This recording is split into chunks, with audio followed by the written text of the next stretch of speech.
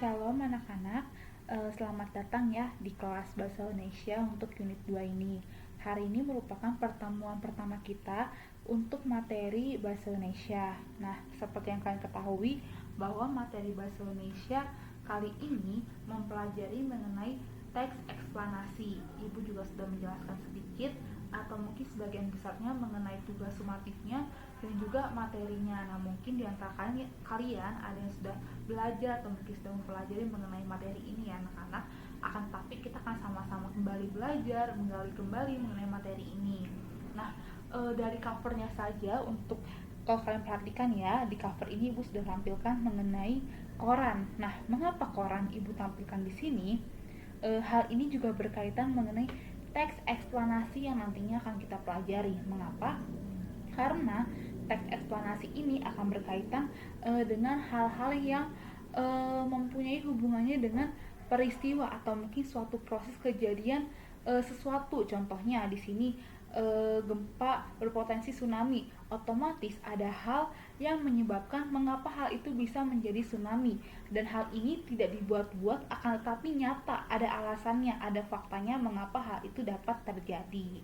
Nah, sebelum kita masuk dalam pengertian, seperti biasa Ibu Hania ingin menyemangati kita semua yang belajar di rumah supaya kalian semua tetap semangat belajar bahasa Indonesia. Jangan pernah mengeluh, jangan lemah-lemah meskipun pembelajaran bahasa Indonesia mungkin terkenal hanya mengenai teks, akan tapi jika kalian dalami lebih dalam lagi, kalian akan memahami mengapa kita perlu mempelajari teks tersebut. Nah, untuk tujuan pembelajaran materi saat ini Ibu Hania ada buat 4 tujuan pembelajaran. Yang pertama yaitu siswa mampu memahami pengertian teks eksplanasi. Yang kedua, siswa mampu menjelaskan pengertian teks eksplanasi dengan bahasa sendiri. Yang ketiga, siswa mampu menentukan ciri-ciri teks eksplanasi melalui teks yang guru berikan. Dan yang keempat, siswa mampu menyebutkan ciri-ciri teks eksplanasi tersebut.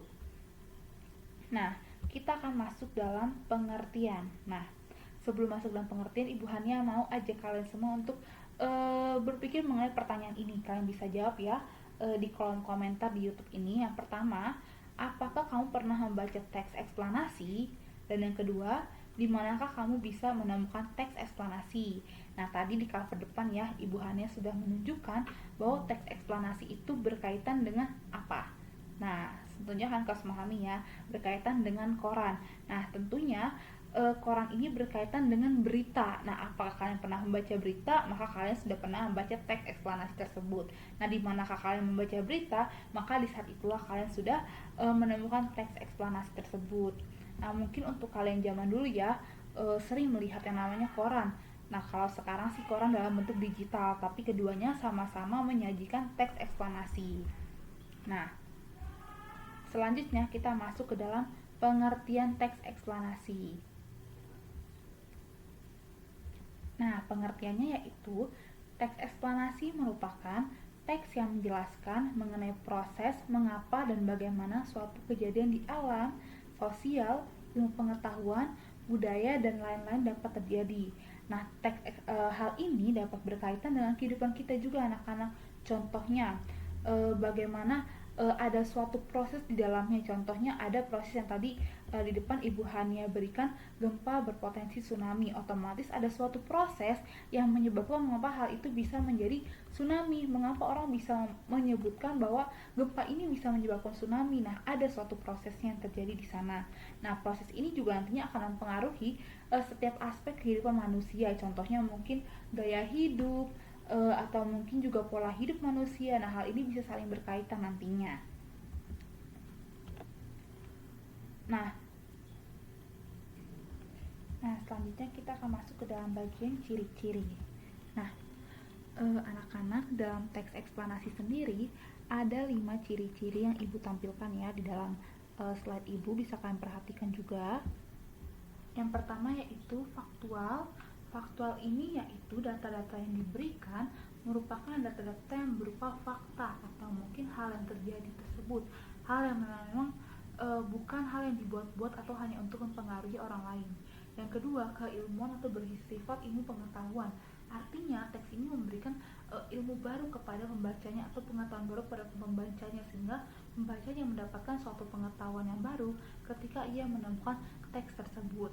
Yang ketiga, bersifat informatif atau bahasanya tidak bertujuan untuk mempengaruhi orang lain untuk melakukan sesuatu, berbeda dengan teks persuasif yang kemarin kita pelajari ya, yang tentunya teks tersebut mendorong orang lain untuk melakukan sesuatu. Nah, kalau yang satu ini, teks eksplanasi tersebut, orang lain tidak dipaksa untuk mengikuti atau mungkin mendorong orang lain, akan tetapi teks ini bersifat memberikan informasi kepada pembacanya.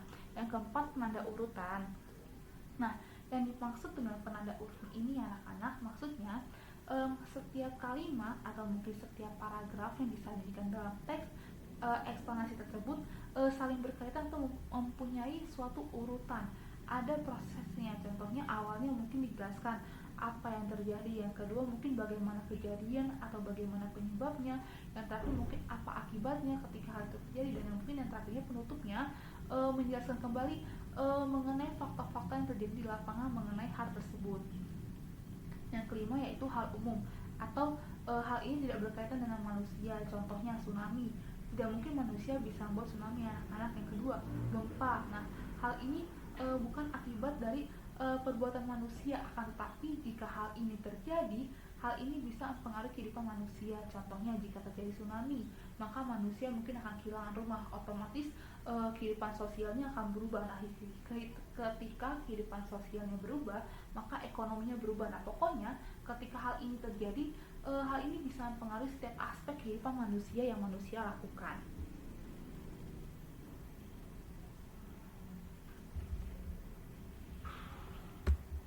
Nah, sekarang kita akan masuk ke dalam contoh. Ibu Haninya ada berikan ini anak-anak, nanti kalian bisa baca ya di PDF Ibu Hania. Nah, mungkin setelah ini Ibu Hania beri kalian waktu sekitar 3 menit untuk baca hal ini. PDF-nya bisa kalian buka juga. Ibu Hania sudah kirim di Google Classroom, bisa kalian download. Tolong kalian baca baik-baik ya PDF tersebut. Silahkan kalian baca. Kalian bisa tinggalkan sebentar mungkin YouTube ini, atau mungkin kalian juga bisa baca di sini. Silahkan, tidak apa-apa. Ibu Hania juga akan coba fasilitasi. Nah, Ibu Hania beri waktu 2 menit untuk membaca. Silahkan anak-anak baca terlebih dahulu 2 menit.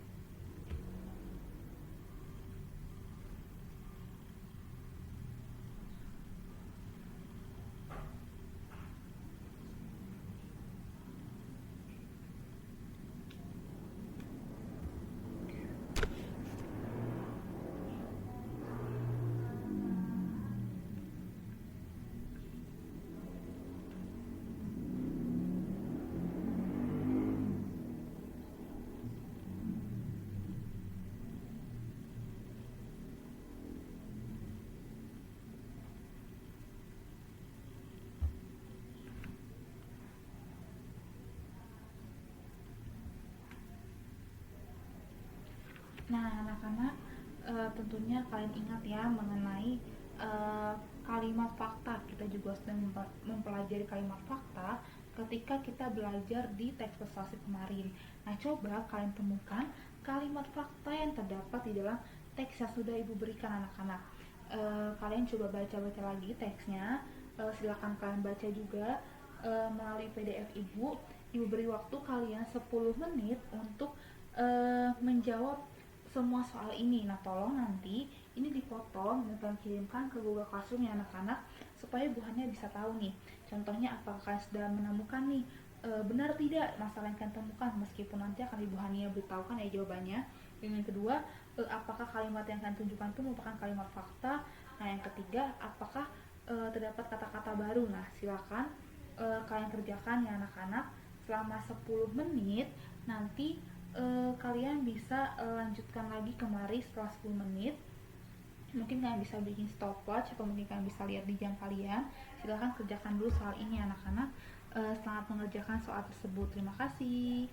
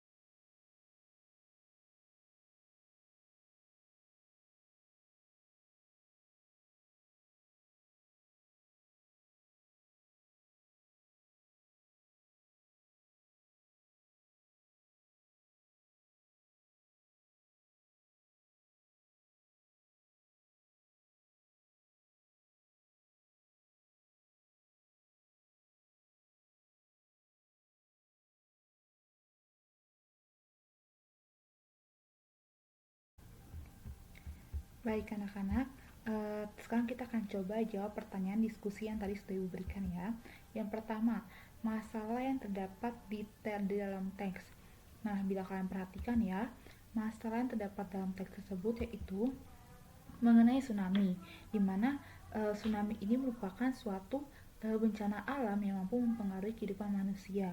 Dan ketika tsunami ini terjadi, maka banyak orang-orang yang mungkin nantinya akan kehilangan tempat tinggal, kehilangan keluarga dan lain-lain sebagainya. Di sini dijelaskan bagaimana uh, tsunami itu bisa membentuk suatu gelombang yang sangat besar dan kecepatannya juga dijelaskan, lalu ketinggiannya, lalu bagaimana proses terjadinya dan ciri-cirinya, bagaimana di pantai itu seperti apa kawasannya, lalu dijelaskan bagaimana ciri-ciri tsunami tersebut di dalam teks ini, sehingga pembacanya mendapatkan informasi mengenai suatu proses terjadinya tsunami atau mungkin ciri-ciri terjadinya tsunami di pantai, dan juga kira-kira area-area mana saja nih yang mungkin menjadi suatu tempat yang sangat mungkin terjadi tsunami. Nah, di sini bisa kalian perhatikan ya. Jika kalian tadi baca teksnya secara utuh semuanya, maka kalian akan mendapatkan hal-hal tersebut.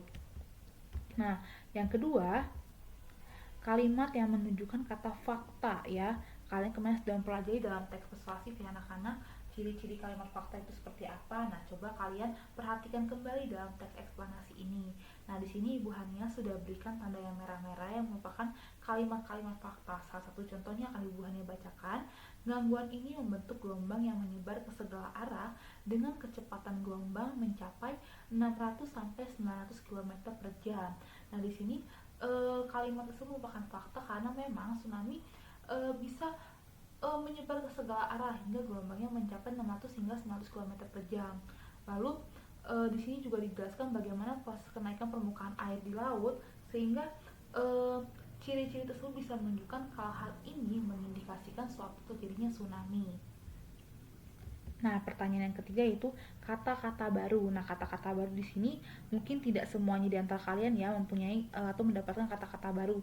Mungkin salah satu contohnya ya Ibu Hania beri tanda ini, amplitudo. Nah, mungkin di antara kalian ada masih bingung dengan kata-kata tersebut, nanti akan Ibu Hania berikan pengertiannya di PDF yang akan Ibu Hania berikan di Google Classroom. Nanti kan juga bisa baca-baca kata-kata tersebut. Ibu Hania akan upload di sesi kedua nanti. Jadi kalian bisa cari-cari dulu nih di sini. Mana nih kata-kata yang mungkin menurut kalian kata-kata baru, atau mungkin kata-kata yang kalian tidak pernah dengar ya. Atau mungkin kalian sudah dengar akan tapi kalian belum tahu nih artinya apa, seperti itu. Bisa kalian tulis ya di buku catatan kalian, nanti akan Ibu Hania baca dan akan Ibu Hania periksa. Nah, kalau di sini mungkin amplitudo atau mungkin etimologi atau mungkin terserah kalian kata-kata yang mungkin menurut kalian kata-kata itu merupakan kata-kata yang baru pertama kali kalian baca ya anak-anak. Nih ada juga kata magnitudo. Nah, seperti itu. Nah, pertanyaan keempat, kalimat penanda urutan. Nah, penanda urutan ini dimana kalian baca dulu semua kalimat-kalimatnya. Nah, mungkin kalian bisa perhatikan bagaimana setiap kalimat-kalimat itu saling berkaitan dan saling berurutan mengurutkan suatu peristiwa. Contohnya di sini ya, awalnya dijelaskan dulu nih arti tsunami itu apa. Nah, sudah dijelaskan arti tsunami itu apa, lalu dilanjutkan dengan gangguannya seperti apa. Nah, lalu bagaimana proses terjadinya tsunami. Nah, dijelaskan di sini. Lalu dijelaskan juga bagaimana tsunami, bagaimana ombak yang bisa kita anggap sebagai tsunami itu bisa dinilai menjadi suatu tsunami. Contohnya kalau misalkan ke pantai anak-anak, ombak biasanya terjadi ya udah ombak itu akan hancur. Akan tapi ketika tsunami, ombak itu akan menjadi sangat tinggi dan mampu menyapu rumah-rumah yang ada di sekitarnya. Nah, di sini dijelaskan bagaimana sih ombak yang bisa dikatakan sebagai ombak tsunami seperti itu. Nah, di sini dijelaskan mulai dari bagaimana prosesnya, lalu kenaikan airnya, lalu bagaimana tingginya, lalu juga di sini dijelaskan apa penyebabnya dan juga bagaimana letaknya secara geografis ya di daerah-daerah, contohnya dikatakan di sini di kawasan paling Sumatera di Samudra Hindia. Nah, di sini sangat rawan ya anak-anak dikatakan mengenai tsunami.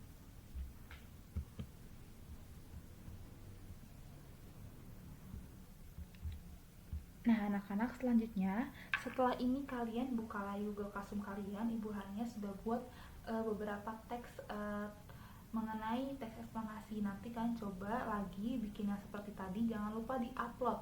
Jadi semua tugas-tugas Ibu Hania yang sudah Ibu Hania berikan, tolong kalian upload ya anak-anak setelah ini. Jadi kalian bisa baca-baca dulu teks eksplanasi yang sudah Ibu berikan, kalian cari jawab pertanyaan diskusi ini,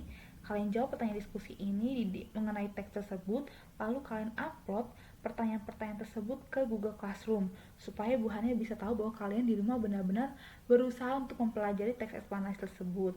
Bila di antara kalian ada yang ingin bertanya, kalian mungkin bisa bertanya melalui WA ya anak-anak. Nanti Ibu Hania mungkin akan mencoba untuk memperhatikan WA, akan tetapi Ibu Hania tidak janji dapat segera menjawab. Akan tetapi Ibu Hania akan menjawab sesegera mungkin, supaya kalian juga bisa mendapatkan pembelajaran di hari ini, supaya kalian juga semakin memahami mengenai materi teks eksplanasi tersebut. Setelah ini bukan artinya kalian berhenti belajar ya anak-anak. Kalian buka dulu Google Classroom kalian, baca soal yang Ibu Hania berikan atau mungkin teks yang Ibu Hania berikan, dan tolong kalian kerjakan supaya Ibu Hania tahu bahwa kalian cuma sedang belajar. Nah, sekian dari Ibu Hania. Tadi jika ada pertanyaan kalian bisa ke Ibu Hania. Terima kasih, sampai jumpa anak-anak. Saya bertemu kembali di kelas di hari Rabu nanti. Sampai jumpa anak-anak, atau mungkin hari Kamis nanti.